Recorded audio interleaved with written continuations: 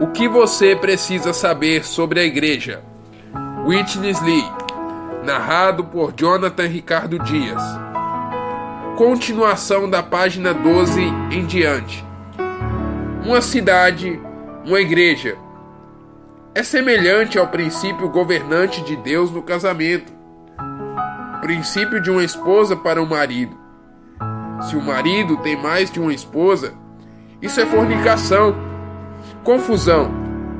Assim como todo marido deve ter uma única esposa, também cada cidade só pode ter uma única igreja. Se a cidade tiver mais de uma igreja, isso é fornicação e confusão espiritual. Como o corpo de Cristo, a igreja é unicamente uma em todo o universo. Quando essa igreja é expressada em qualquer cidade específica, tem de ser unicamente uma única cidade, uma naquela cidade. Se não for unicamente uma em cada cidade, haverá divisão e fornicação espiritual. Se um homem tiver muitas outras mulheres além da esposa, essas serão concubinas. Somente a esposa aceita legalmente é sua esposa. As outras têm uma relação com aquele homem, mas não são esposas. São somente concubinas. De modo semelhante, cada cidade, como um marido, tem de ter somente uma igreja. Com relação a essa verdade, não há qualquer sombra de dúvida na Bíblia. A verdade cristalina na Bíblia é uma cidade, uma igreja.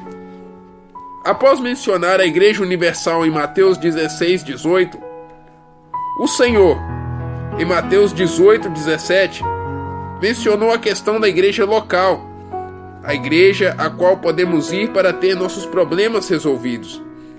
Depois disso, em Atos, a igreja é mencionada com relação à cidade, como por exemplo a igreja em Jerusalém e a igreja em Antioquia.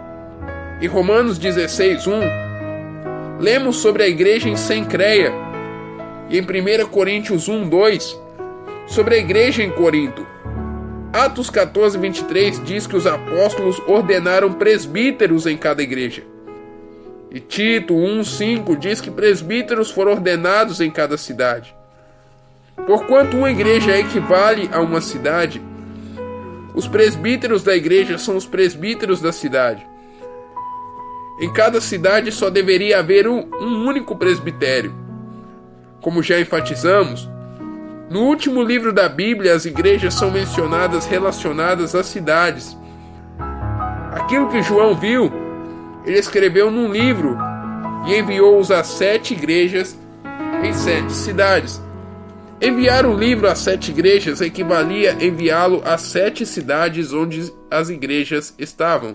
Apocalipse 1:11. Essa é a revelação clara da Bíblia. A igreja no universo é uma, mas essa igreja tem de ser expressada na prática na terra, nas cidades onde os santos estão. Em cada cidade deveria haver uma só igreja, assim como cada marido deveria ter uma única esposa. Entretanto, olhe para a situação hoje. Um marido, entre aspas, pode ter muitas esposas, entre aspas. Quando visitei pela primeira vez a cidade de Las Vegas, vi uma placa próxima dos limites da cidade, dando à população cerca de 90 mil pessoas, e também se gabando de que em Las Vegas havia mais de 90 das assim chamadas igrejas. Em outras palavras, havia uma igreja, entre aspas, para cada milhar de pessoas. Parece que a cidade do jogo de Las Vegas queria ter a reputação de ser uma cidade cheia de, entre aspas, igrejas. Entretanto, eles na verdade estavam se gabando da sua fornicação espiritual e da sua confusão. Se você fosse um cristão em Las Vegas, para qual dessas 90 igrejas iria? Se não fosse a nenhuma delas, estabeleceriam a outra, a 91ª? Isso é divisão, e divisão significa confusão. Aos olhos de Deus, Confusão é fornicação. Fornicação significa que os santos não têm uma relação correta um com o outro, de acordo com o princípio governante de Deus. Toda vez que um homem relaciona-se com uma mulher fora da restrição do princípio governante de Deus, isso é fornicação. Essa fornicação gera confusão, e confusão significa divisão. Hoje, a situação global do cristianismo é uma questão de divisão. Quem pode negar isto? Vejam a situação no distrito de Orange, principalmente em Anaheim. Disseram-me que Anaheim é famosa por 3 coisas: escolas, parques e igrejas. Aos olhos de Deus, essas igrejas não são igrejas, mas confusão, fornicação. Talvez alguns haverão de dizer-nos: e quanto ao fato de vocês virem a Anaheim? Vocês não acrescentaram mais uma ao número atual? Não é mais um acréscimo à confusão? Vocês dizem que nós somos divisões e que vocês são a igreja. Vocês são muito orgulhosos em dizer isso. Também não somos nós cristãos? Como então podem vocês dizer que não somos a igreja? Precisamos responder essa pergunta com muito cuidado, para que os nossos olhos possam ser totalmente abertos.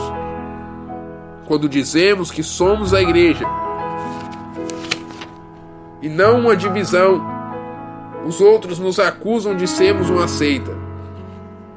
Dizem: as igrejas locais reivindicam que são a igreja e que todos os outros não são a igreja. Isso não significa que eles são uma seita? Sobre essa questão precisamos de luz.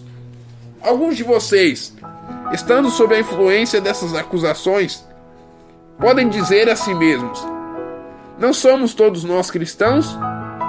Por que, então, dizemos que somos a igreja e que eles são divisões, não igrejas? Talvez não seria justo dizer isso. Talvez o irmão Lee tenha ido a um extremo. Talvez alguns daqueles fora da igreja sejam melhores cristãos do que nós. Eles, por exemplo, podem orar mais do que nós e ser mais piedosos em seu viver diário. Muitos deles são gentis, bondosos, mansos e atenciosos. Alguns de nós, porém, são superficiais e um tanto descuidados. Como poderíamos com justiça dizer que somos a igreja e eles não? Frequentemente tenho me confrontado com este tipo de conversa. Vamos refletir acerca de uma esposa corretamente casada com seu marido. Mais tarde, o marido se junta a 5 outras mulheres. Suponha que a primeira, a correta, seja bastante rude, mas a segunda é bondosa, a terceira é tranquila, a quarta é diligente, a quinta generosa, a sexta amorosa e espiritual. Todas essas outras mulheres são muito melhores em certos aspectos do que a esposa. Todavia, digam-me, dentre essas 6, qual é a verdadeira esposa? A bondosa, a tranquila, a diligente, a generosa, a espiritual? A resposta a tudo isso é não! A primeira, embora seja rude, é a legítima esposa. Sobre que base dizemos que ela é a esposa correta? A base não é o que ela é, mas em que posição ela está. A pergunta a ser respondida é esta: a posição dela é de uma esposa ou de uma concubina? Se a posição dela for de uma concubina, não importa quão boa ela seja, ela não será esposa porque não tem a posição de esposa. Se alguma das outras 5 mulheres fosse a um tribunal, juiz algum diria: porquanto você é bondosa e atenciosa, reconheço-a como esposa verdadeira. Não, o juiz pronunciaria a sua decisão de acordo com aquela que tinha a verdadeira posição, a base correta. Assim, a primeira mulher, embora não possuísse as virtudes das outras, seria reconhecida como a verdadeira esposa, Encorajo vocês, o irmão Lee dizendo para os seus jovens, a gastar bastante tempo estudando 2 livros que editamos. Palestras adicionais sobre a vida da igreja e a expressão prática da igreja, do irmão Watmani. Esses livros esclarecem a verdadeira situação e expõem a sutileza do inimigo. Posso assegurar-lhes que tem sido integralmente levado em conta tudo aquilo que o Senhor nos tem dado como ministério em sua restauração. O que Ele quer que ministremos é cuidadosamente avaliado. Além disso, todas essas coisas têm sido praticadas na China há anos. Desse modo, temos certeza absoluta que o que estamos fazendo aqui vem do Senhor e que esta é a restauração do Senhor. Não seja influenciado por qualquer tipo de conversa sutil. Se encontrar críticas que não consiga rebater, leve-as aos presbíteros e cuidaremos juntos dessas críticas. Nossos críticos nos acusam com relação a 2 itens principais: a Trindade e a Igreja. Portanto, todos precisamos conhecer a verdade sobre esses 2 pontos. Precisamos conhecer bem a situação e ter as armas adequadas para lutar na batalha. O significado de heresia no Novo Testamento. Suponha que você encontre alguém que nos acuse de sermos uma seita e de sermos hereges. Não fique ofendido por causa dele, nem perca a paciência. Antes, continue aberto e peça-lhe que dê todos os pontos e definições. Quanto mais ele lhe der, melhor. Anote todos os pontos e, juntamente com outros, ore e tenha comunhão com respeito a eles. Talvez, em dado momento, o Senhor lhes proporcione a oportunidade de ajudar aquela pessoa a obter uma compreensão adequada do que realmente é heresia. Muitos cristãos sabem que heresia se refere a algo negativo, mas poucos conhecem o verdadeiro sentido de heresia. Se você consultar um dicionário, descobrirá que heresia é uma palavra grega aportuguesada, uma palavra grega introduzida na língua portuguesa. Você sabe o que é heresia? Para sabermos o que é heresia, precisamos ir ao Novo Testamento e compreender o significado e utilização dessa palavra na língua grega. Não podemos conhecer o sentido da palavra heresia simplesmente estudando um léxico, um dicionário. Precisamos conhecer tanto o sentido da palavra grega como também a sua utilização no Novo Testamento. A palavra grega airesis é usada 9 vezes no Novo Testamento.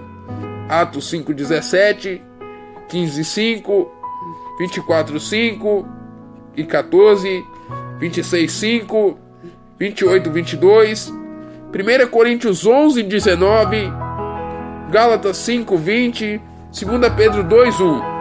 A forma adjetiva aireticos é encontrada em Tito 3:10. Na maioria das vezes em que aparece, o seu significado é seita. Em Atos 5:17, por exemplo, fala-se da seita airesis dos saduceus. Em Atos 24:5, Paulo foi acusado de ser o principal líder da seita dos nazarenos. Aqui, um pequeno número de pessoas oriundas da religião judaica seguiu Jesus para formar um outro grupo, considerado pelos outros como uma seita. Paulo usa a palavra airesis enfaticamente em Gálatas 5:20, equiparando heresia, VRC, facções, na versão revista atualizada, a obras da carne, tais como prostituição, impureza e feitiçaria. Imediatamente antes de falar de heresias, Paulo menciona inimizades, porfias, ciúmes, iras, discórdias, dissensões. Portanto, iras, discórdias, dissensões e heresias, facções estão interrelacionadas. Primeiro temos iras, depois dissensões, discórdias, e depois de discórdias temos dissensões. Em seguida, a heresia, as